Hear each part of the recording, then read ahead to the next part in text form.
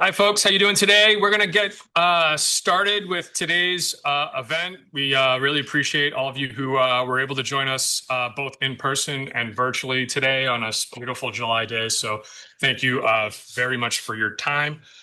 For those of you who don't know me, my name is Chris Eicher. I'm Senior Vice President of Public Policy here at the Greater Boston Chamber of Commerce.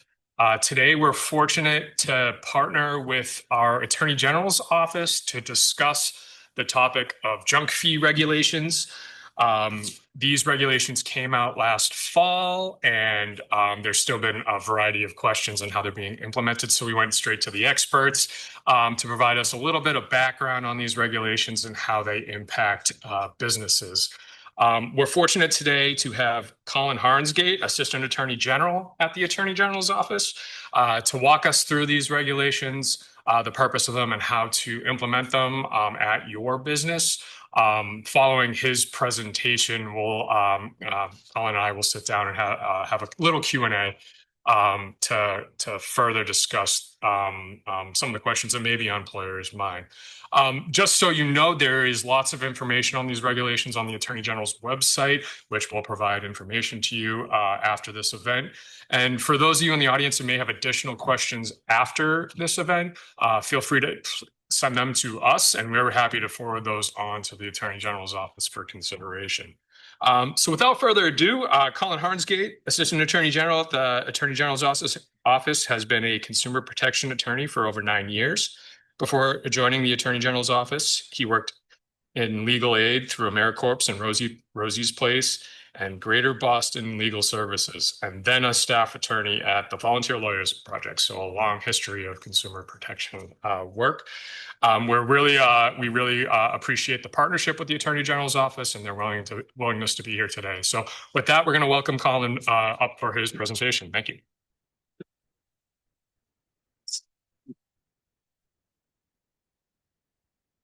Hi, everybody. I'm going to find a place to put my water and make sure the mic is on.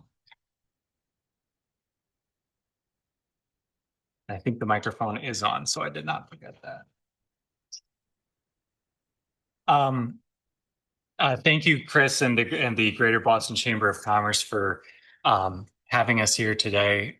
It's exciting to get out and talk to people about these regulations, which are fairly new. They became effective on, I believe, September 2nd, day after Labor Day 2025.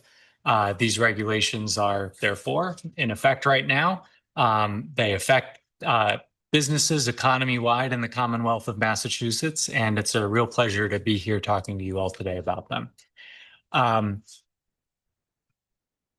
I want to go through a very brief timeline of these regulations and sort of talk about how we got here with them. So in 2023, the Attorney General's office published a draft of these regulations, seeking comment on them from the public and from businesses.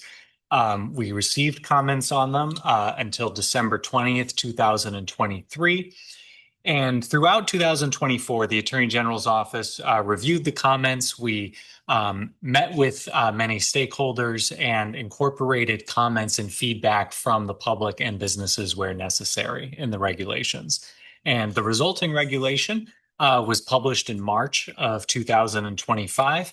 And like I said, the regulation became effective on September 2nd, 2025. And it's sort of interesting because as we were going through this process, a lot of the language we used was the regulations are going to become effective, and when the regulations become effective, and I think I have to get used to now saying the regulations have now been effective for about 10 months and nearly a year at this point. So we are not really talking about a past issue. We are talking about a regulation that's in effect right now, and that where compliance needs to happen where needed right now. So what I'm hoping to do with this PowerPoint is not to be super dry, not to go into like incredibly granular detail with the regulations, but to just give everybody a kind of a summary of what they require, what the purpose of them is, and delve into what are two parts of the regulation. There is section 38 so the regulation is contained at 940 CMR 38. 940 is the I guess, the number assigned to the Attorney General's regulations, and 38 is the number for this section. So 38.04 relates to transparent pricing and fees, or what we kind of use as shorthand for these is the total price part of the regulations. And then there's section 38.05, which deals with what the regulations define as negative option features. And that is sort of like a fancy way of saying your subscriptions, your video streaming subscriptions, any really sort of subscriptions, and a few other variations of those. So section 38.04 establishes a regulatory framework for what we have defined as total price. We call this also the total price rule. The total price rule protects against drip pricing, bait and switch tactics, and similar ways of hiding the true price of a product until late in the transaction, or sometimes never. So what this rule essentially requires is that the price that a business advertises should be the price that a consumer pays for that service or that product. And I'm going to get into a little bit more about what that entails. Section 38.05 is the negative option part of the regulation. And these regulations are meant to give consumers more power to control their auto renewing subscriptions and more easily effect cancellation of those subscriptions, and also trial offers. There we go. So what 940 CMR 38 is not, it is not a ban on the sale of products or a regulation that limits the price that can be charged for a product. What it is a regulation that should help consumers understand what they are supposed to be paying for a product, and what they are getting into in a subscription before they enter into it. So when we're talking about the total price rule, 38.04, unfair and deceptive pricing tactics that some sellers might use to disguise a product's true price. This is, I think, maybe colloquially how you would define a junk fee. This includes bait and switch pricing and advertising a low price product and then making that price unavailable when a consumer goes to purchase it. This could be, saying, this takes all sorts of forms, but I think one of the most common ones is advertising the price of a service or a product. Let's use an apartment for an example, saying that the rent for this apartment is $1,500 a month for a studio apartment. And then the person goes to sign the lease, and it turns out that the rent is, the monthly price that the consumer has to pay for it is actually $1,650 because of all sorts of mandatory fees that a consumer has to pay as part of that apartment. So the advertised price of $1,500 is not actually the price of the thing. It's deception, pure deception. The actual price is what the consumer is required to pay to get the thing. Drip pricing is advertising only part of a product's price and later including additional charges or fees. There's also this issue of the poor disclosure of fees, where a business may say, oh, it costs $10, but there's a $3, there's like a $3 service charge. And so what the price of the thing actually is $13, right? So that's kind of, when we're in the world of junk fees, that's kind of what we're talking about here. And the total price, as it is defined by the regulations, is the maximum price that a consumer must pay to purchase a product or a service. And I've underlined on the slides here the word must, because it's really important, because we've gotten a lot of questions about variable fees or optional fees or fees that depend on a consumer's behavior. Sometimes a consumer's bad behavior, like smoking in a hotel room, for example. Those types of fees that are based on the consumer's behavior or choice, those are not part of the total prices defined by the regulation. And generally, they don't need to be included in the price that businesses advertise for a product or service. What a total price does include are all mandatory fees, built-in fees requiring a consumer's opt-out. There is a practice that we have seen among some businesses where they say, well, the fee is technically optional because it's included by default, but if the consumer asks that it be removed, we will remove it. Those are built-in fees. We consider them to be mandatory, and they're part of the total price of the product. Fees consumers cannot reasonably avoid. I think one of the examples that we used in our guidance document on our website is if somebody goes to a hotel and there's no towels and they have to pay an extra fee for towels. We would consider that like something that somebody would expect to be included in the total price. The total price does not include shipping charges. This is expressly excluded from the definition of total price by the regulations.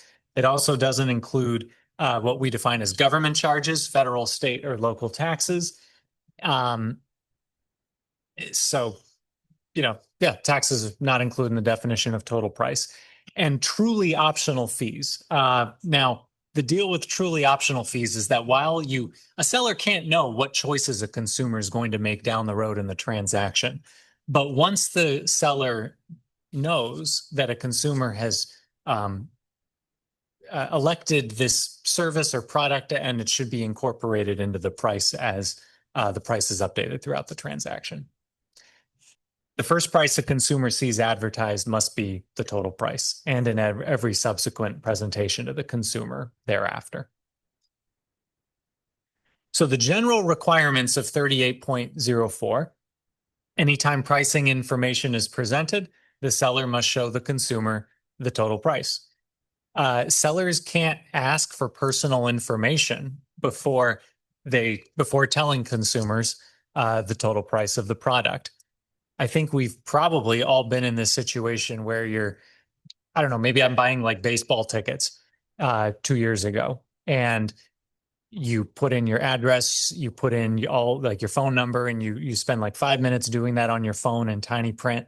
Then you get to checkout and they say, oh, your ticket's not actually $200, it's actually $260 because we have this $60 service fee of some kind. So that is what this is trying to avoid. If the seller wants to list a fee that was incorporated into the total price, they have to truthfully explain what the fee is for. And what the regulations say about this is that sellers have to describe the nature and purpose of fees that they choose to list out, if they so choose to do so. Sellers cannot misrepresent when a fee is required by law. So if a seller tells somebody, we're charging you this fee because we have to pursuant to some statute, and that's not true, that violates the regulation. The Attorney General will take notice of that. I will, at some point in this presentation and the Q&A, we're going to talk more about bullet point number 3, about if sellers want to list a fee that was incorporated into the total price, they have to truthfully explain what the fee is for. And I think what I'd like to start by saying is these regulations encourage sellers to list all-in prices of products where that's feasible. Okay. So if something like sellers don't have to describe what components are of the total price, but if they choose to do so, they can. And if they choose to do so, they have to describe them accurately, and they have to describe the nature and purpose of those fees. We've received some questions about this. We've received a lot of questions about this. And we've incorporated some of this into our guidance, but here's some of the big questions we got. Can sellers advertise discounts and sales without mentioning price at all? Yes, the answer is yes. These regulations don't prohibit that. Businesses are still permitted to advertise a sale such as 25% off this weekend without updating all their prices. That's totally fine. Are the regulations a ban on fees? No, they're not. These are not pricing control regulations. They don't ban any type of fees. They just require everything be incorporated into the total price. And again, if sellers wish to give the consumer more information about components of the total price, they have to describe them.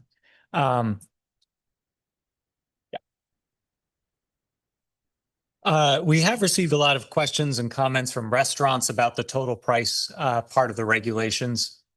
And what we've put on our website are some tips for restaurants. I think we brought some handouts here today if anybody's interested in those, but they're also available on our website for you to look at anytime you want. One of the big things we got was about kitchen appreciation fees. And we've provided a few examples, and I just want to kind of go through them a little bit here. So in this example, by the way, I want to preface this by saying that these are just exemplars. Like businesses are not required to copy paste these example menus. And I'm sure businesses can do a lot better than what we have here. But we wanted to illustrate what the kitchen appreciation fee looks like on this menu. So in this example that you can see here, I'm hoping you can sort of see the fine print at the bottom. But the kitchen appreciation fee of 3% is included in the cost of the menu items. The restaurant has chosen to list the fee to give the patron more information about the price of their meal. And because it has chosen to do that, it must clearly and conspicuously describe the nature, purpose, and amount of the fee on the receipt, which they have done in this example. We also now have I believe, 2 receipts for this restaurant. How is the kitchen appreciation fee sort of shown to the consumer, not only on the menu, but also on the receipt that the consumer gets?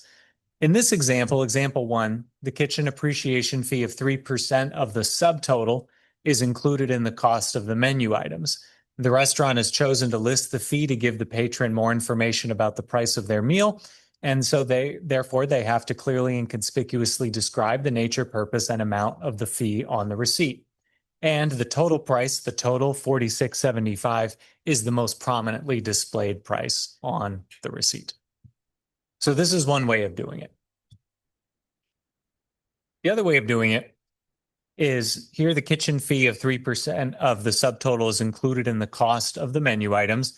The restaurant has chosen to list the fee to give the patron more information, same as the other one. In this example, the restaurant has provided a breakdown of base menu prices separately from the kitchen appreciation fees at the bottom of the bill. And again, the total price is prominently displayed. Again, we're not saying this is how every receipt has to look, but we've gotten questions about kitchen appreciation fees, and we hope these are somewhat helpful. We are going to talk more about the total pricing part of the regulations in the Q&A after this, but I also want to cover in this PowerPoint the other exciting part of the regulations, which is the negative option part of the regulations. So what is a negative option? They are contracts that renew automatically when there's no action taken by the consumer. These are all my video subscriptions, my gym membership. Yeah, that's all that come to mind for me. But you all probably have. I think more and more these days, I heard about something that used to just be something like you buy the product and it like came with the thing. But now the thing is something you have to have a subscription for. And it's, I feel like everything is turning into a negative option now. Everything is like a subscription.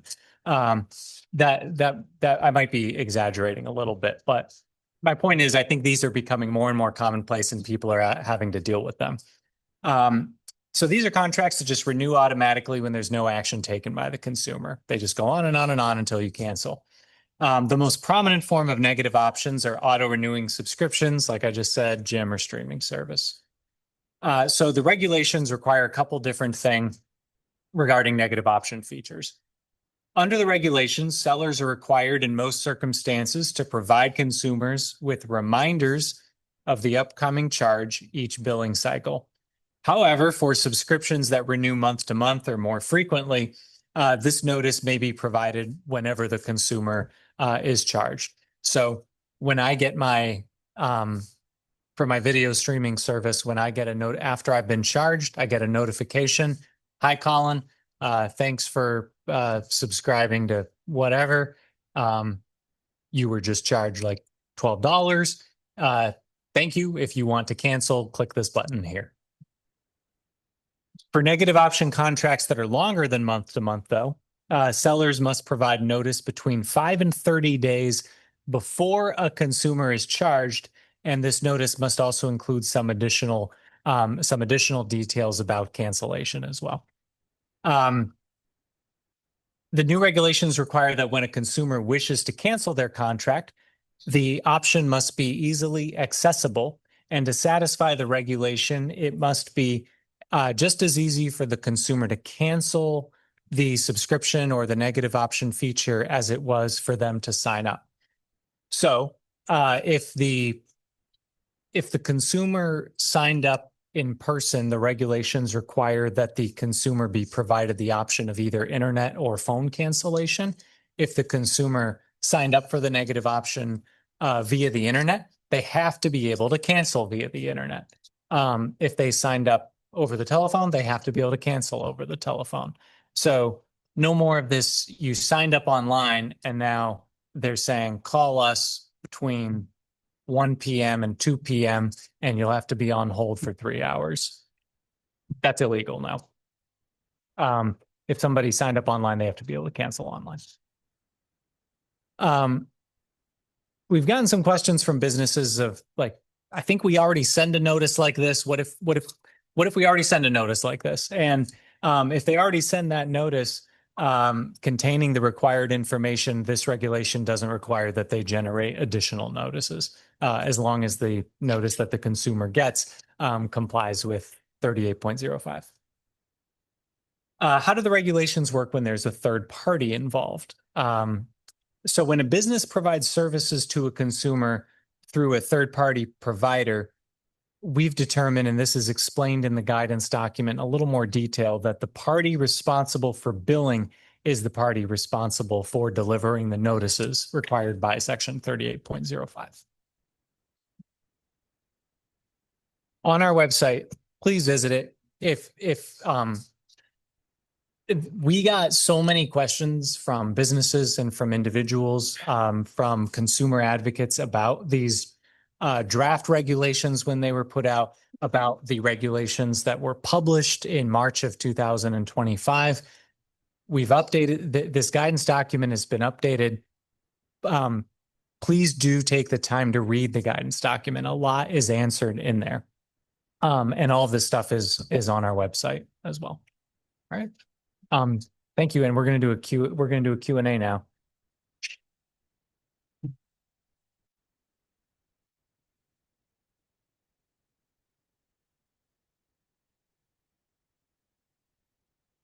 Thank you, Colin. Really great overview of these new regulations. And something I want to underscore is how impactful these are to business in the Commonwealth.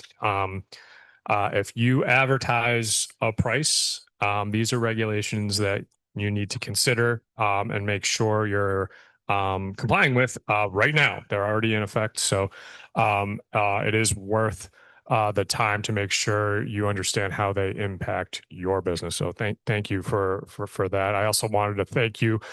We were part of the many organizations that commented on these regulations when they first came out. And so we appreciate the process and the ability to provide feedback from employers. Kind of underscoring the impact of these regulations. I want to start off by talking about total price, and exactly when an employer or anyone offering a service or product has to display, quote unquote, again, the total price. And I think sometimes it's easy to understand, maybe going through an online process, or I think the ticket, buying tickets examples are something we can all identify with, of maybe recognizing a service charge as you're purchasing a ticket to go to a concert. But these really impact any sort of public facing advertisement. So is it correct to say, whether this is a sign on a storefront, whether this is on a menu at a restaurant, whether this is featured in a TV advertisement, In any of these scenarios, you have to really think about how to display the total price. If you could just talk a little bit about that, that'd be great. Yeah. Hello. Yep. Yep. Okay.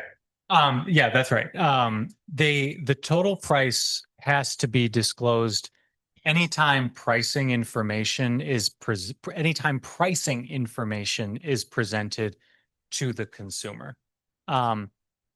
The regulations use the terminology at the initial presentation of the price of the product, and in any subsequent presentation thereafter. So, like you said, a sign on a storefront, that would be probably in a lot of cases the initial presentation of the price to the consumer. The price on the menu of the item on the menu has to be the total price the consumer would pay for that product. If we're thinking about internet transactions, the price the consumer sees on the internet has to comply with the total price rule of the regulation. Please always remember that the total price does not need to include shipping charges and government charges. And part of this is, in part because sometimes sellers just can't determine these figures just by advertising the price of the product. There's certain taxes that they might be able to in some circumstances, but sometimes shipping is often determined by where's the consumer located. So these are components of the price that have to be included in something shown to the consumer later. And on this point, the regulations say the total price has to be shown at the initial presentation of the price and its subsequent presentations thereafter. There is sort of one limited exception to this, which is what the regulations call the final transaction amount. This is after the consumer has picked all the products or services they want, provided their personal information, and it's not very different from what happens now, where you get to checkout and the seller says, "Okay, shipping is going to be this much, and government charges, taxes are going to be this much." At that stage, they have to display the final transaction amount, which is basically just the total price plus shipping and taxes. As far as I know, just as a shopper, that's what happens now. Like the total is always a little more than what it is because of shipping and taxes. Great, super helpful. I think I want to get sticking on total price. I think I want to delve a little bit deeper into your slide that talked about having must pay, the total price that you must pay versus the optional features maybe that are added to the price. Maybe you're upgrading something. Maybe you want a better seat at the concert venue than you initially clicked on. I think of some areas, and insurance comes to mind where, insurance companies base the product to consumers based off of a lot of different risk factors that maybe you want better coverage, maybe you want less coverage.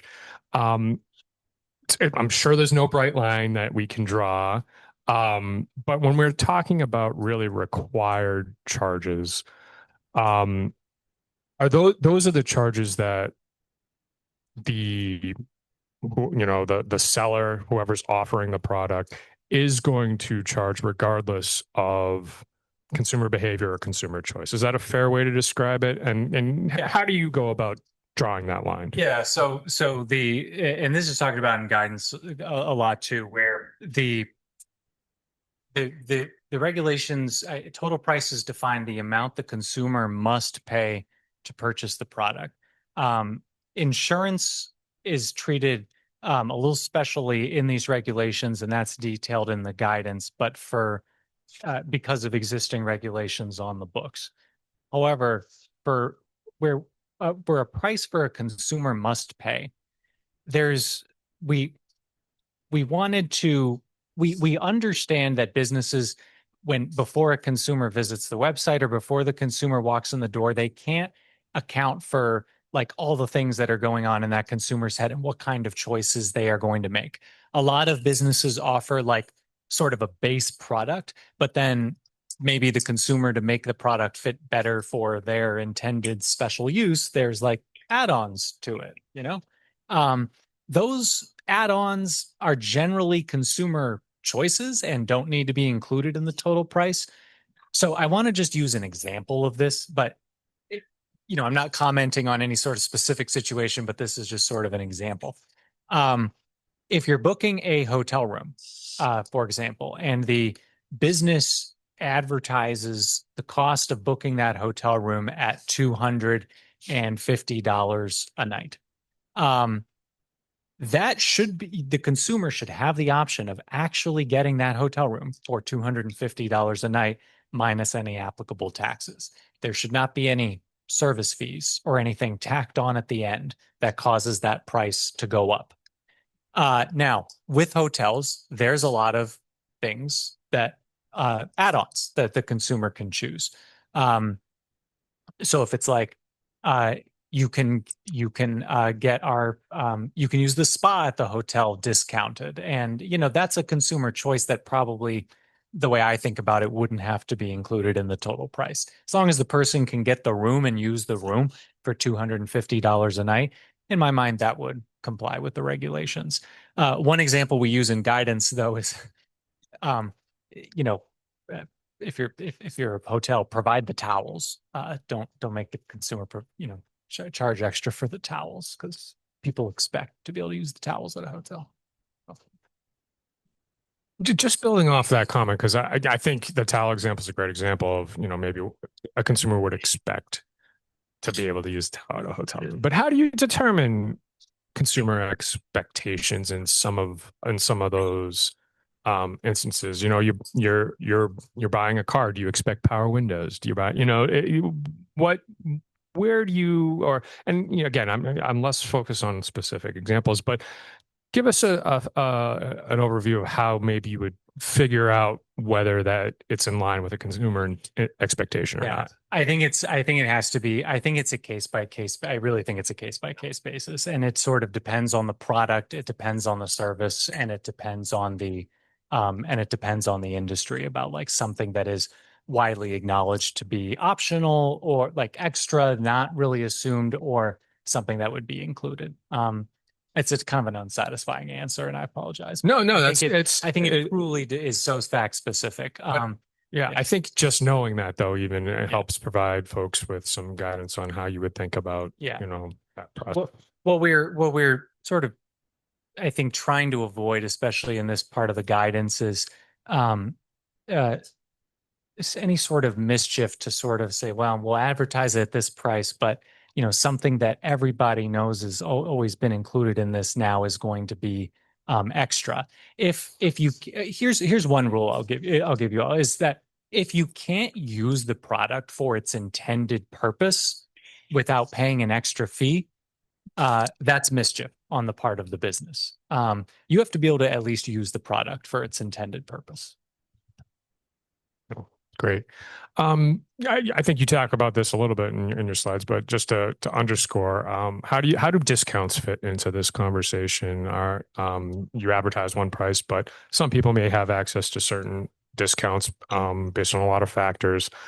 Is that allowed, and does that factor into your analysis? Discounts are fine. The short answer: discounts are fine. The advertised price of the thing is $20, but this weekend it's 50% off, or this weekend all t-shirts $10. That's fine. Yeah. This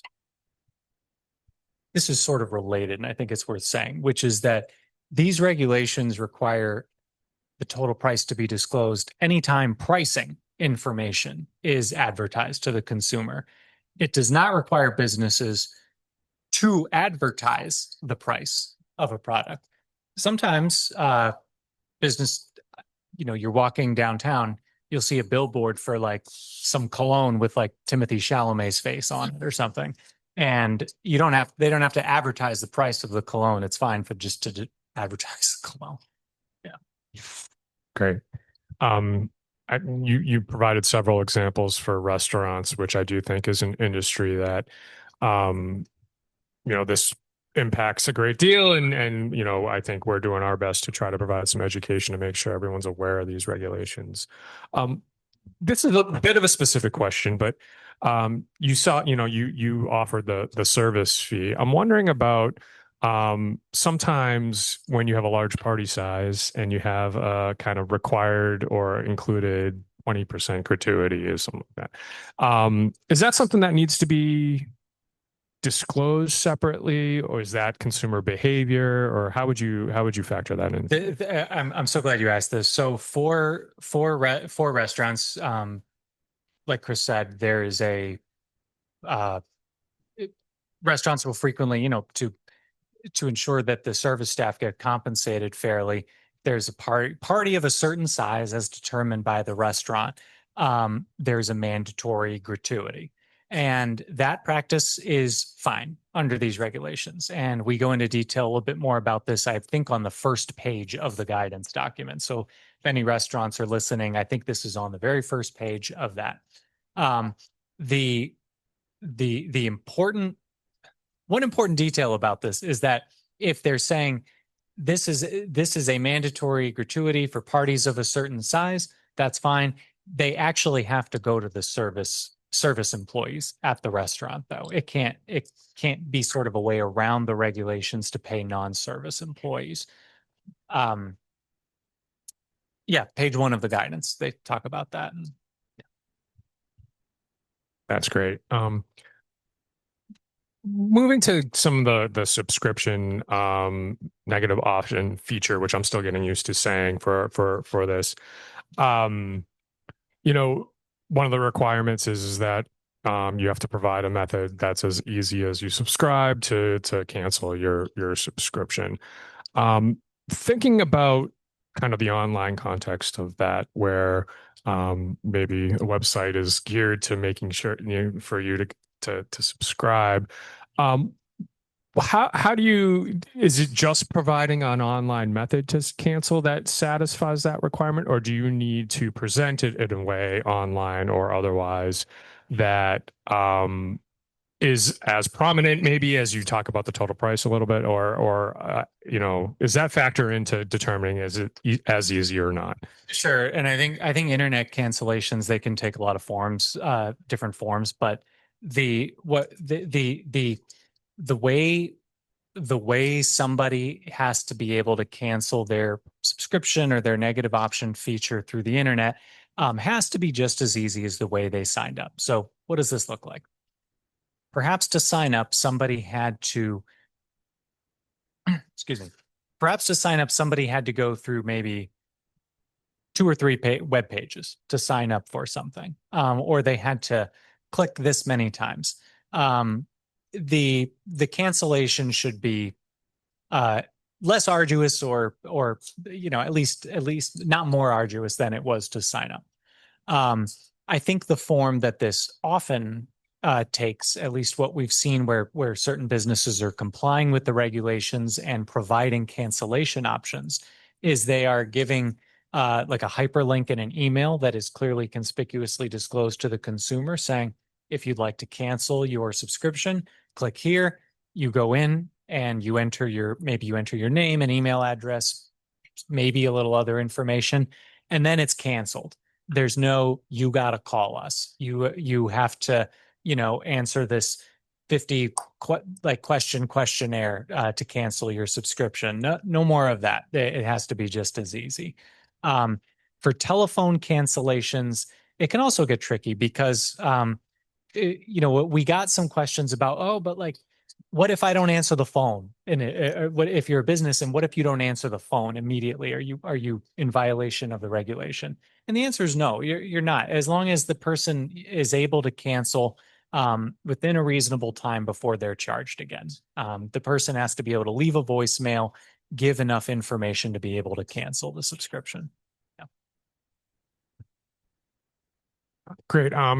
Stepping back a little bit, for folks who maybe aren't familiar with the Attorney General's office on a day-to-day basis, how does this, and this isn't specific to this topic, but I think it matters for the audience as they contemplate complying with these regulations. And without getting into specifics, what does the complaint process look like, and how does the Attorney General process complaints in these contexts? Yeah. So we generally will find out about not just, this is not specific to these regulations, but just general stuff. We will find out from citizens in Massachusetts, consumers in Massachusetts. If they have a problem, they are welcome to contact us. The way this happens for consumer issues, pricing stuff, debt collection, housing, junk fees, whatever, is they contact our consumer advocacy and response division at the Attorney General's office. And this division offers a service to consumers and to businesses, quite frankly, where they will help the parties try to resolve this dispute. And frequently what this involves is the person at the Attorney General's office reaching out to the business, letting them know, hey, we got this complaint. This person would like to resolve it. Let's all work together to try to resolve it. That's frequently how it happens. That is for, potential violations of law. Sometimes even when a law has been violated, that's what happens. But for particularly, sometimes it gets escalated when either the business won't cooperate, when the consumer doesn't want to cooperate with the business, or when the violation is extremely egregious, it can get escalated. And as you know, the Attorney General frequently brings lawsuits under Chapter 93A, which is the Consumer Protection Act in Massachusetts, which is also what these regulations are promulgated under. However, I think it's fair to say that frequently the preferred method is to try to resolve this without it sort of becoming bigger than it needs to be. But I also want to say these regulations have now been in effect since September. There are many businesses that are just we have received notice that they are not complying. And what these regulations allow the Attorney General to do is to bring enforcement actions against businesses under Chapter 93A, to sue them, to bring them into compliance. 93A also has a private right of action. Consumers can sue businesses under Chapter 93A, and those are, at the Attorney General's office, we get the complaints, we frequently try to resolve them, but sometimes it doesn't work out.